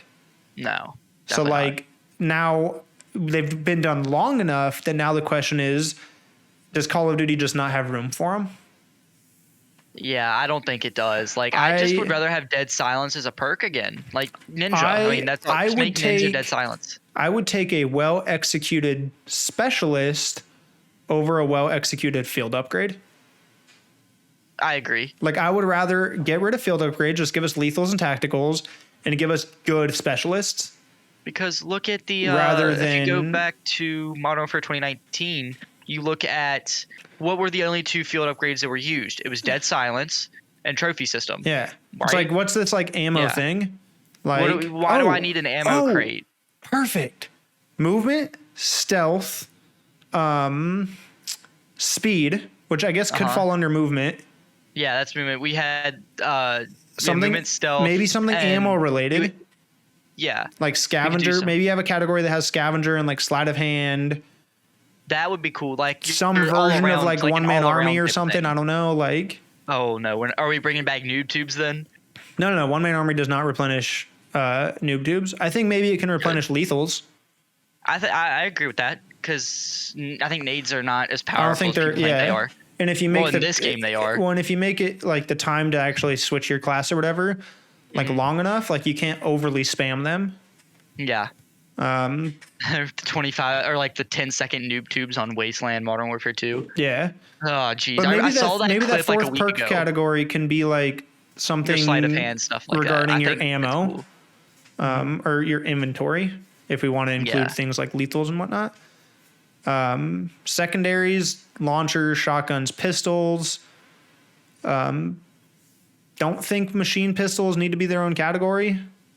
Like no, just include that under pistols. Under pistols, yeah, like have like two machine pistols that you unlock late. And now then is a riot shield in both categories or just primary? Okay. I would put it as Because primary. they've been primary for a long time now, but like in MW2 they were a secondary. Yeah, I remember they were because like in MW2 it was a secondary. You had shotgun, pistol, launcher, riot you'd shield. You'd have like an ACR and a riot shield that you use, and it was terrible. Yeah, I think we keep the primaries. This AR, SMG, light machine gun, sniper. Get rid of marksman rifles as a category, or just put marksman rifles under snipers, or like under they did ARs. in Ghost. Like go either way with it. Yeah. Like I don't think they need their own category. Because like people always said that the give us, like, MK EBR was terrible. I and love give that us gun. 5 guns per category, no more, no less. Maybe 6. I think. Okay, I'll give you 6. Depending on like what ARs you're looking at, because like, for example, okay, so hear me out, okay. right? So here's how you balance this. You do what I think CS:GO does. I'm not super familiar with it, but like rotate them. Like maybe you have 25 ARs in the game, but you only just rotate them per 2 like years. maybe like in like your season updates shift what ARs are available. That way it keeps the meta fresh and keeps things from getting stale. Like keep a lot of guns, just limit how many are available at any given time. Okay. So with that, I have to ask the question with the AR. In MW2 and Black Ops 1, we got the FAMAS. Do we do the 4 round burst FAMAS? I love burst FAMAS. I liked the automatic FAMAS better. So so I'd love to bring back the M8. Burst guns. I don't know why, but I do. M16 in FAMAS and Modern Warfare 3, the M8A1 in Black Ops 2, the SWAT in Black Ops 2. I think it was the M8A4 in Black Ops 3.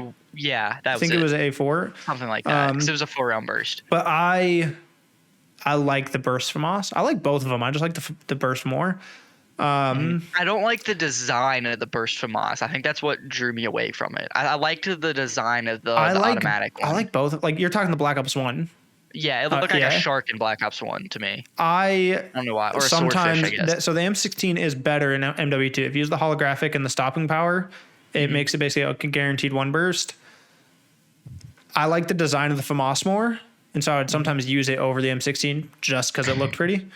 Yeah. Plus, the FAMAS was one of my go-tos in Rainbow Six Vegas too.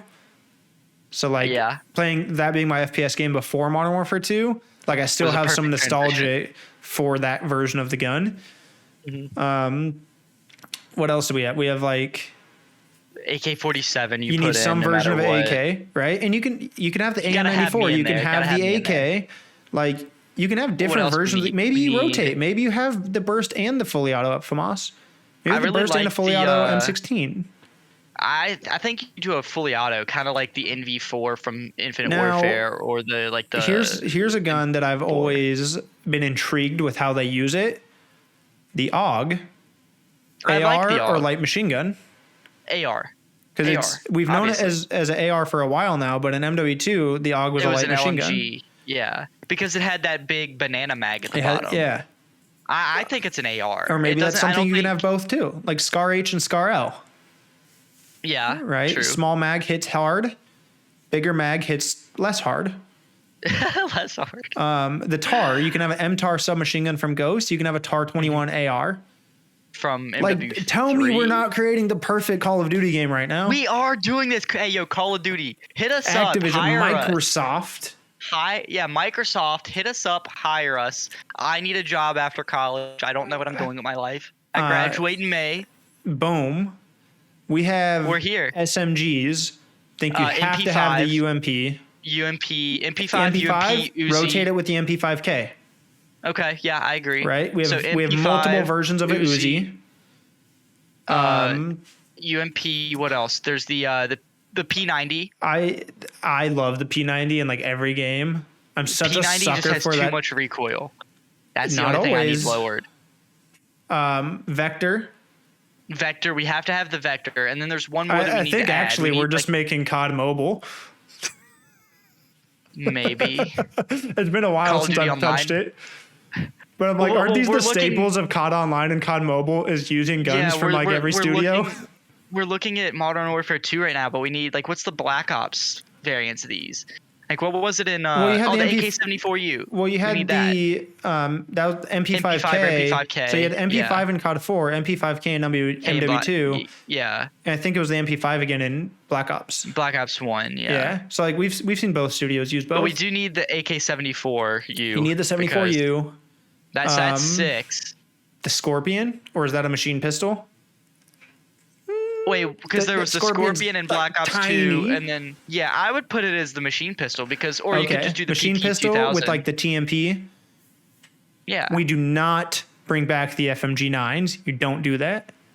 We do not bring back the model 1870s. We can't have that monstrosity again. No, you don't. Yes. Keep them broken for a month, just like the originals. Okay, Tim the Tap Man. So now on to LMGs. M60. RPD. Rotated with the RPK. Yeah.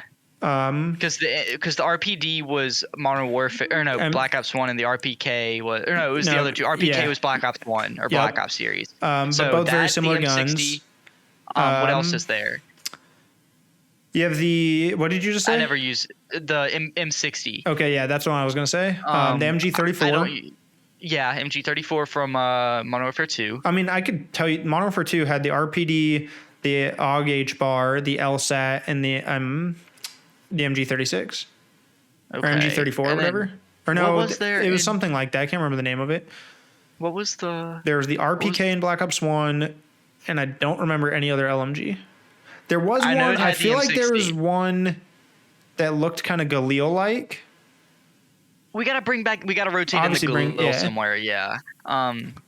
Black Ops. So here's my dream for this game. Is it's all running on the same engine, so zombies, battle royale, multiplayer, and competitive is its own game almost. All feel the same because they're on the same engine. And then you use seasons as a way to rotate maps and guns. I think that would be cool. Right. And we also bring back the 10 to 15 prestige system, no season prestige. Yes, no. Give us the original prestige system, and then that final prestige, 15 or 20, can go up. And then you go to like max prestige to like level 1,000 or something. Or 2,000 if we're going to make this like a 5-year COD or something, 10. Yeah. And also, we're forgetting one thing about this. We forgot the snipers. Oh, I never forget the snipers. Intervention, 50 cal, M40, R700, Ballista, MSR, DSR, both. Yeah. So we got to make a game with a bunch of snipers. So we need So we just went. I already said that M40 and R700. Oh, the M40, yeah. M40A3, R700, Intervention, Ballista, MSR, DSR. Those are bolt actions. And then semi-autos. You have 50 cal. 50K cal. You have the W8000, Dragunov, the M21 EBR, and because that's a marksman rifle, and we need one more marksman rifle. It was a sniper in Black Ops, or in Modern Warfare. It was the M21. In Ghost, it was a marksman. Yeah. Well, you need one more. Hold on, I'm looking up Ghost marksman rifles real quick. Well, Ghost had that one bolt action. I can't think the name of it. The MR28 and the IA2 was the other marksman rifles. Oh, you're looking at marksman. I was thinking of just snipers in general. Oh, I like marksman rifles. No offense. Oh no, throw that one in there. We picked up like 9 or 10 snipers right there. Yeah, but like I said, if we're gonna rotate on season updates, just make it to where you have like 2 bolts and 2 semi-autos each time. Mm-hmm. And then when a new season comes out, you still get all the old attachments that you had because they should have the capabilities to keep it. What person is it? Every weapon class has the same attachments. Yeah. Like the intervention shouldn't have a completely different barrel option than the M40A3. Like, if you're a sniper rifle, here's your attachments. Mm-hmm. But yeah, totally. I think we keep akimbo. Again, use that as like the riot shields and like just those fun factor casual stuff. I'm not making the most competitive model 1870s back in here. Not just that. I was thinking of the M40A3 Raficas. Oh, or not the M40A3, the M93. The PP2000s as well, because you could duel the PP2000, the G18, the Glock. Remember that like the 3-round burst that was like the there was the M93R Rafica. I mean, I'm talking in Black Ops 1. I don't know how much of that you played, but it was like the G13. Do you remember that? It had like the weird like circular scope. Yeah. It had like the it looked like a PVC pipe scope. Yes. And you went in and it had like the little triangle. That thing hit like a truck if you could hit shots. Sniper, shotguns, Spaz 12, semi-auto, and pump. Models, some version of the AA-12, some version of the Striker. We totally forgot about the Commando and ARs. Yeah. The Commando is amazing. Like, I at the end of the day, right, the perfect COD is a singular game with weapons and maps from all studios.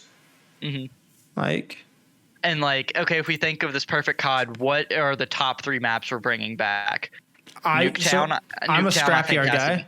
Yeah, I think Nuketown, Scrapyard, and then maybe either High Rise or Terminal.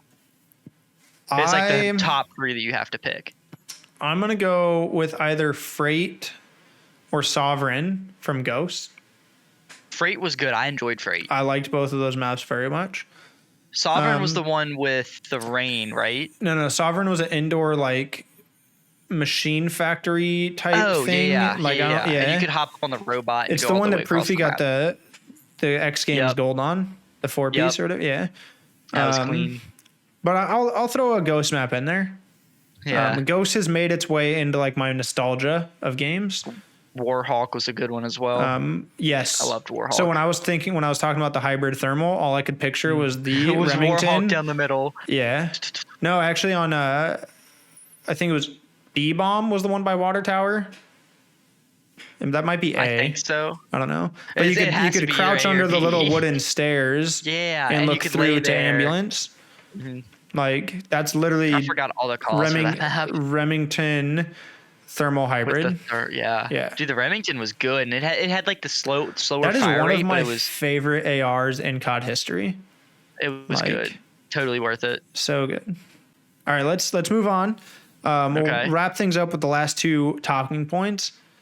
Formal to OpTic Halo over Pistola.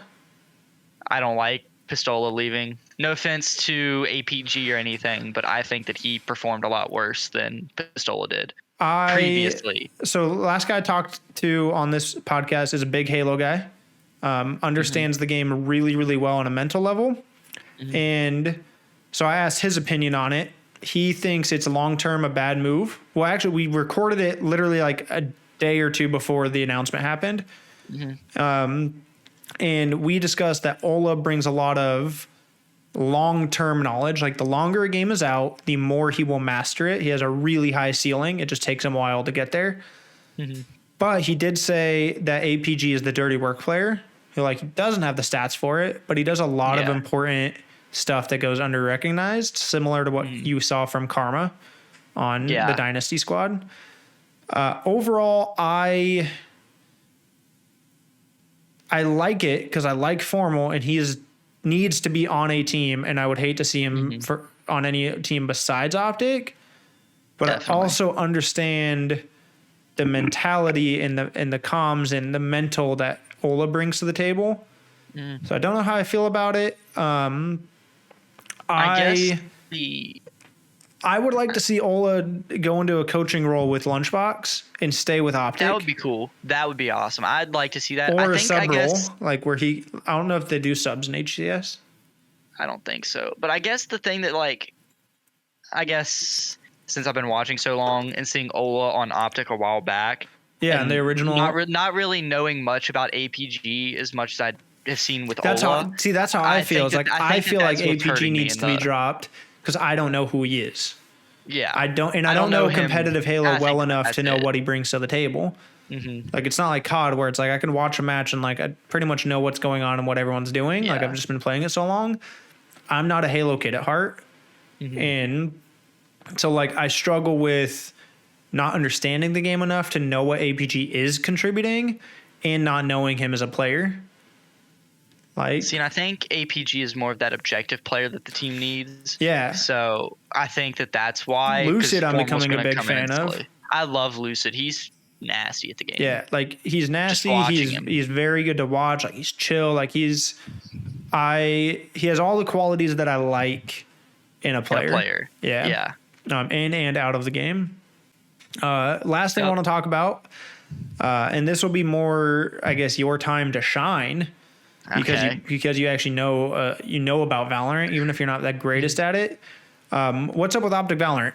So I don't watch Valorant. I don't know very many of the pros outside of some of the ones that make headlines, like what's his name? Like Hiko, right? Hiko, there's some stuff that he probably needs to get dropped from the 100 Thieves team. Well, I know. Like at first, like when Valorant was first really coming out, he was like a top player. He was a very big. I know player. Tins is probably the best player in the game. It's like outside of stuff that makes headlines, like how is this Valorant roster? So OpTic Valorant, previously Envy, qualified for the Iceland major. They went and played, and I forgot exactly where they finished, but this squad's the real deal. They're like what I consider a top 3 team in NA, which I previously considered 100 Thieves a top 3 team in North America, but they've dropped out. But currently, I think the top 2 teams in North America right now are going to be OpTic and also Sentinels. They definitely had a rough go with their first match because I'm pretty sure they lost that to, was it Cloud9? But then they bounced back against NRG this week with a 2-0. We're recording this on a Wednesday, the 23rd. 23rd, yeah. Yeah, so they played this Sunday. I forgot against who, but I think this team's the real deal. They'll turn some heads. I think they'll represent OpTic well. I think the main thing we need to start seeing is how they fit into content and start getting their personalities. That's what I was going to ask, is if any of these guys do content. I know Marv streams a little bit, but other than that, I don't really know a lot of content that they do. But I'm excited to see like how they fit into like the OpTic style, and I think they'll fit in well. Okay, so top 3. I know that good. Because they did hop on the OpTic podcast once it got announced. I didn't get to watch that one yet. I haven't watched that one, but I did see they were on it. So I'm excited to see that. So I'm taking it Valorant is a game that is mostly dominant by Europe or non-NA teams. It kind of depends. Or is it kind of split? Like NA is definitely good. I'm trying to remember who was the last 2 teams at Iceland. It was a Russian team. Like I'm trying to think, like 2 Russian teams, Valorant wide, where does OpTic fall? Like if they're like a top 3 or top 2 NA team, are they like a top 3 in the game, or are they like do they fall a little bit? I'd say that they're probably like top 8 in the world, maybe top 10. That's pretty good still. I think Sentinels beats them out in regard to the like top teams, or like the top team of NA. Mm-hmm. Right now, I'm trying to remember. It was a Send won Iceland, followed by it was another Russian team that was playing that got second. But I think I'd say like top 8 is probably where they're sitting at. Top 10 is being very, very, very generous. Okay, they're definitely top 10. That's still pretty good. Pushing top 8, yeah.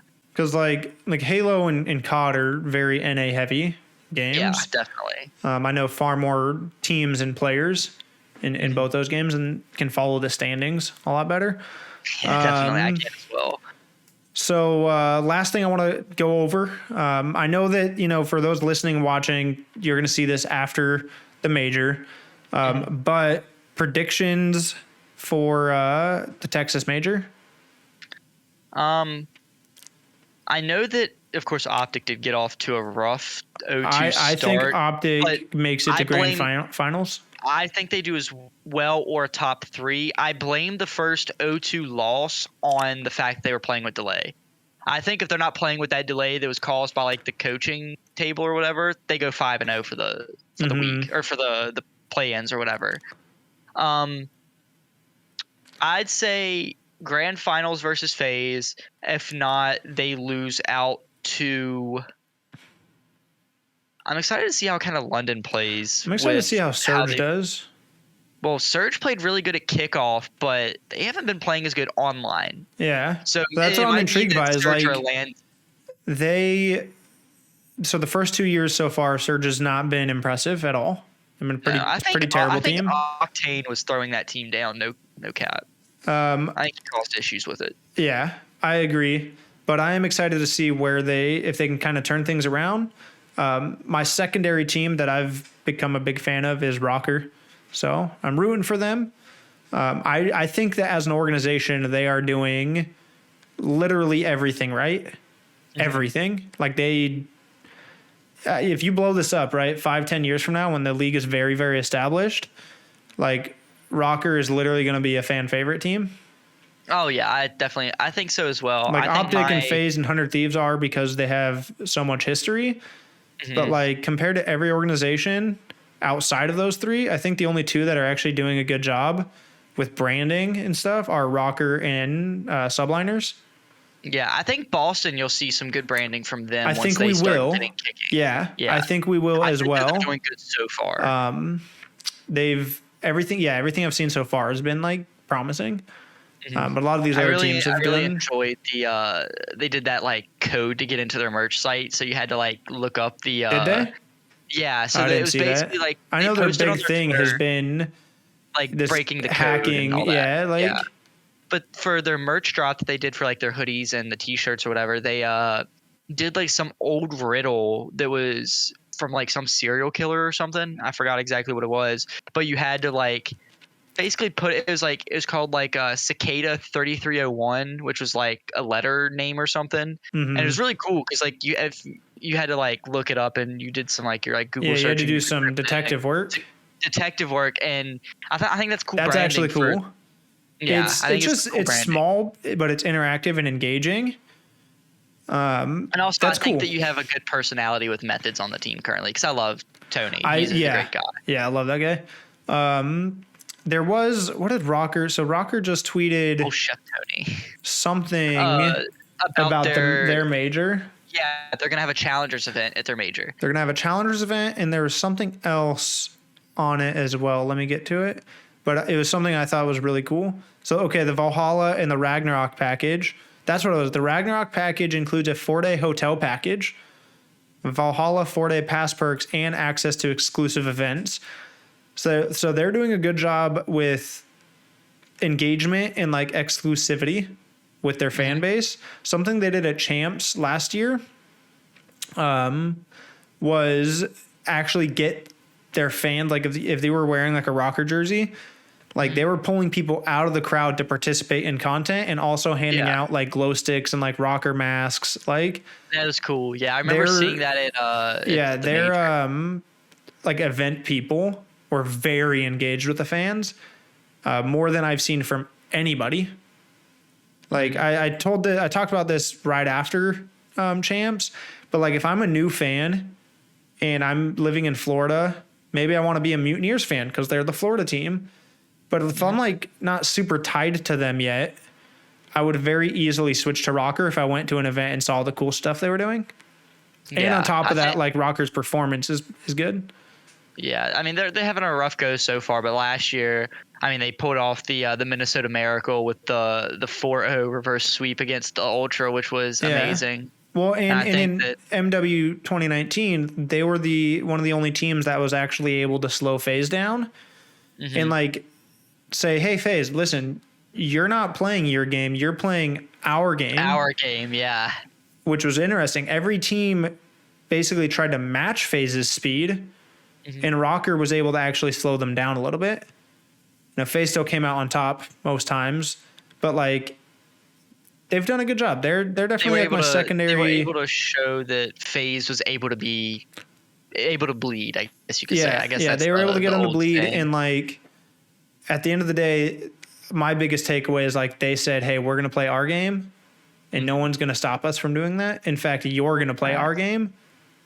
Instead of everyone's trying to play FaZe's game, it's like you can't play FaZe's game better than them. They've established the team that shocked me was Ultra at Champs last year.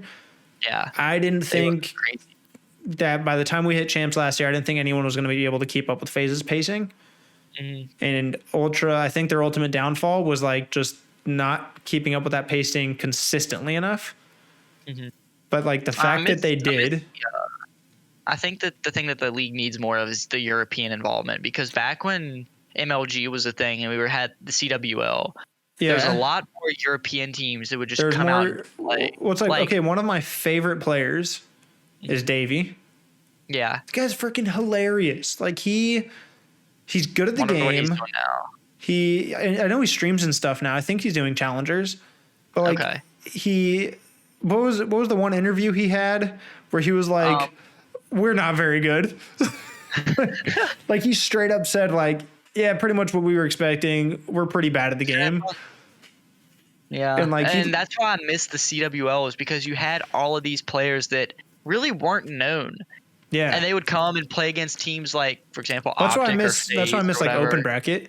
Yeah. Like Open Bracket gave Call of Duty League. They gave amateur teams a chance to break into bracket play. Mm-hmm. Like you didn't see it often, but it helped. I see you're wearing the bracelet I sent you, by the way. Oh yeah, you did. I have it. I have all of my bracelets on. The OG Hype Squad. It's somewhere in the mess. Thank you again for that. That was very nice. But yeah, you saw a lot more engagement. I think things are doing well. I'm interested to see what happens with the Microsoft acquisition. Yeah, maybe we bring MLG back. Well, MLG is helping with production, but Esports Engine is helping with production. Esports Engine is helping with production. It's all the same employees. But branding wise, MLG is not a brand that we can let die. Oh, definitely not. And I really hope that it does not, because that's like where the staple of Call of Duty was when it first started. Not just Call of Duty, but it's Major League Gaming. Like any esport title can go under that. It had some stuff with Halo, didn't it? It started as a Halo. Yeah, Halo. Yeah. Call of Duty didn't start taking over until Black Ops 2. Yeah, Black Ops 2, and then it was through Black Ops 4. And then that's when, of course, the League started. Well, Black Ops 4 was CWL. Oh, yeah. I'm dumb. So the CWL was Black Ops 3 through... I think it was 3, yeah. I think 3 through 4. AW was still MLG because that's when they did MLG TV. Mm-hmm. Yeah. Stuff. And because Scump was still streaming, I think, on MLG going into Black Ops BO3, 3. I think. Yeah, and that's when he made the switch to Twitch when the CWL did all that. Yeah. It's been it was a lot. Well, I think that's going to wrap it up. Went definitely longer than expected. Like I said, it tends to happen, but that's okay. It makes for good content. Thank you again for joining me. At the end of every episode, I give people their Hot Ones moment to basically shout yourself or anybody out. I don't know what else to call it besides like the Hot Ones moment. Like Hot Ones made that a thing. Roll out the red carpet for you, my friend. This camera. I literally want more cameras so I can say that. Sean Evans is a phenomenal host. I love Sean Evans. That's a great show. So your camera and only your camera. This camera. Tell people what's up. Do whatever. I'll give you a moment here before we close it out. So JMU Esports is finally starting to get a lot of stuff underway. Twitch.tv/JMU Esports. I should be casting some Call of Duty, Valorant, Overwatch, just a bunch of different things. I'll be on there. You can follow me on Twitter at AKaY Longshotz, 2 underscores with a Z. But yeah, that's about it. I'm finishing up college, so after that, who knows what I'm doing in my life? Hopefully I'll find something to do. Maybe, hopefully. That's it though. Thank you guys for tuning in. Thank you, Brandon, for joining me. Hope you guys enjoyed this week's episode. I'll see you guys on the next one. I'm out.